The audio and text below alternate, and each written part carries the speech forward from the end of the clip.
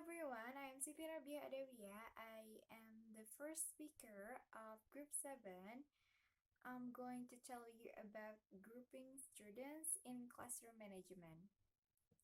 So the aim of studying this chapter is to learn different ways of grouping students, to learn the advantages and disadvantages of different ways of grouping students, and the last is to practice grouping students itself. But before deciding about grouping students, teachers need to consider a number of factors. The first is the teaching aim itself. The second is the learning styles of the students. The third is the ability or the level of the students, the personalities of the students, the class size, the previous experience of the students, the group dynamics of the class, and the last is the friendship. We have 4 different ways of grouping students. The first is whole class teaching. The second is students on their own. The third is pair work. And the last is group work.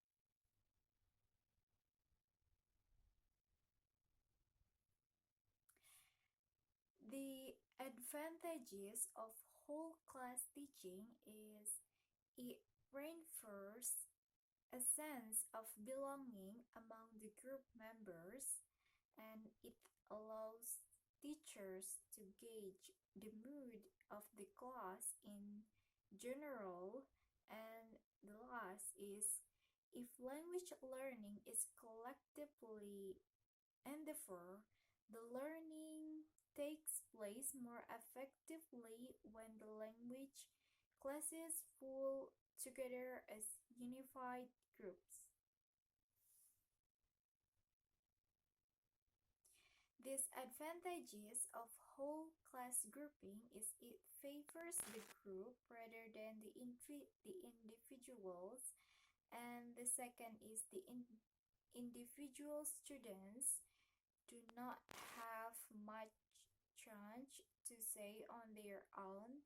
The third is many students are disinclined to participate in front of the whole class. The fourth is it may not encourage students to take responsibility for their own learning. And the last is it is not the best way to organize, communicate language teaching. Sitting whole classes, the orderly rows is teacher has a clear view of all students, and the second is it is perfect for explaining grammar, watching a video or a PowerPoint. The practice is with horseshoe. It is small groups, and the teacher will probably be at the open end of the arrangement, since that may well be where this board, overhead, and computer are situated. And the next is with the circle. It makes a quiet, a strong statement about what the teacher and the students believe in. The advantages of students in their own is the first, it allows teachers to respond to individual students' differences. The second is it is less stressful for students to perform. The third is it can develop learner autonomy. And the fourth is it can be a way of restoring peace and tranquility to a noisy and chaotic classroom. The disadvantages of students on their own is doesn't help a class to develop a sense of belonging, and it takes much more time than interacting with the whole class.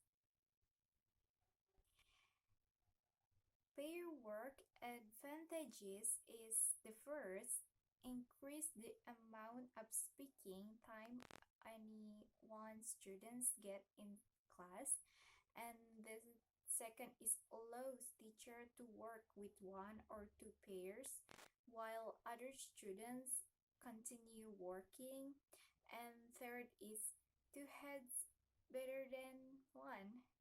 The last is it's relatively quick and easy to organize. The disadvantages of pair work is it is very noisy. The second is the chance of misbehavior are greater with pair work than in a whole class setting. And the third is it is not always popular with students. And the last is choosing a partner can be problematic. In group work, students can make or write a story, creating a role play, or watch, write, or perform a video in sequence.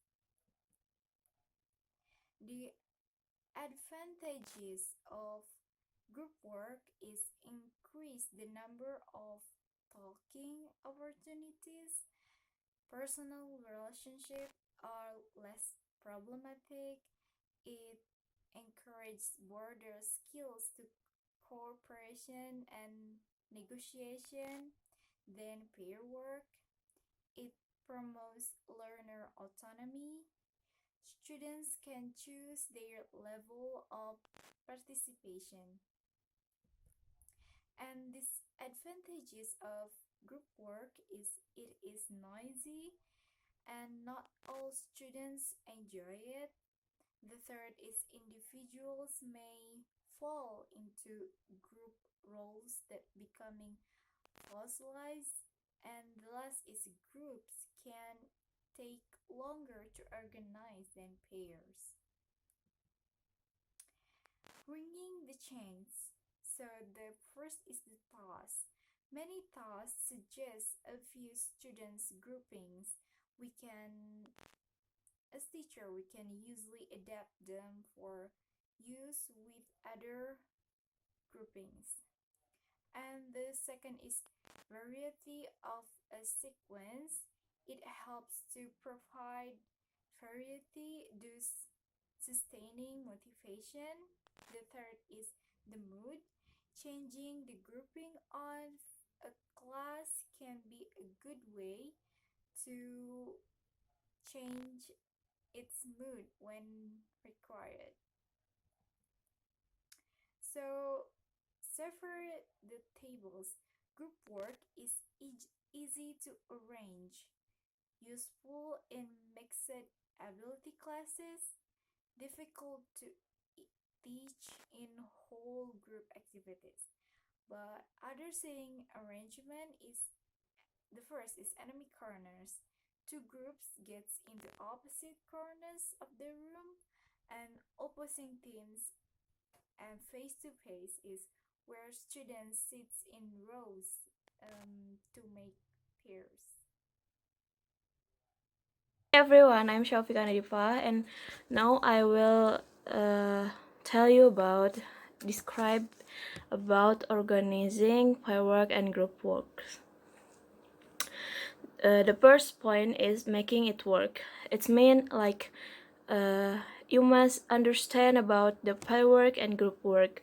So how students feel about working in pair or in groups, and what change of method do we need to make the pair work and group work. So the second point is creating pairs and group. How to make it? It can be some of kind of creating pairs and group. The first is friendship, and through observation we can see which student get on with which of their friends or classmates. So like murid yang satu dekatnya dengan murid yang mana, like that.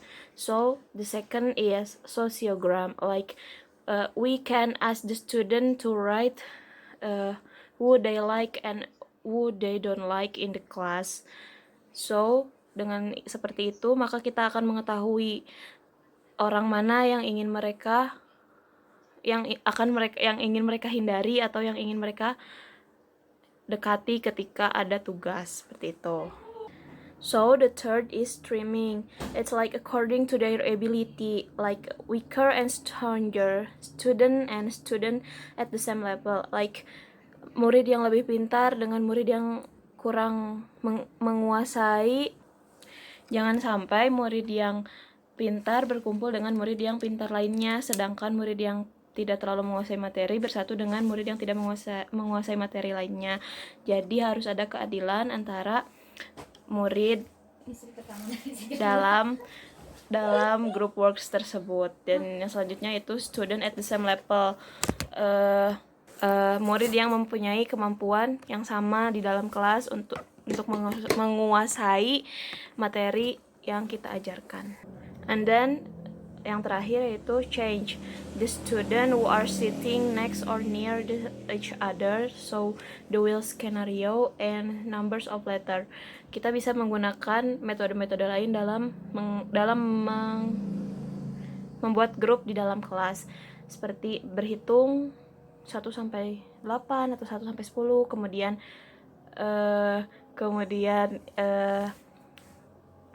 numbers of letter dengan menebak nomor atau yang lainnya, seperti yang biasa kita lakukan di dalam kelas dalam pembagian kelompok. The third point yaitu changing groups during class, and it's like procedural for firework and group works. There is before, during, and after. Before, like student must understand about the task. So during is student must do their works, and after is student must submit the task. Dan ini bisa dilakukan dengan kita sebagai guru, yaitu before. Kita harus memastikan bahwa murid kita benar-benar mengerti dengan tugas yang kita berikan, mau itu firework atau group work. Dan during yaitu murid harus mengerjakannya, dan kita bisa berputar di kelas itu dengan memperhatikan murid-murid tersebut atau melihat pekerjaan mereka. Misal dalam kelompok, kita mendatangi kelompok tersebut atau kelompok yang lainnya dan melihat yang mereka sedang kerjakan. Dan yang terakhir yaitu after, we need to organize the feedback. Ketika murid-murid submit tugasnya, kita harus memberikan feedback dan evaluasi kepada pekerjaan murid-murid tersebut. So the last point is troubleshooting. During fireworks and group works, there are finishing first and awkward group. So finishing first, like kelompok tersebut sudah mengerjakannya lebih dulu, dan itu akan membuat kelompok lain merasa terburu-buru atau merasa terdiskriminasi karena kelompok tersebut sudah menyelesaikannya lebih dulu. Untuk mengatasi hal tersebut, kita bisa memberikan like, okay, kalian bisa memeriksa kembali tugas kalian, takutnya ada yang terlewat, like that. So awkward groups, ini seperti kayak anggota satu dengan anggota yang lainnya itu tidak akrab. So jalannya yaitu kita bisa mengganti anggota grup tersebut. And maybe enough for me. So thank you.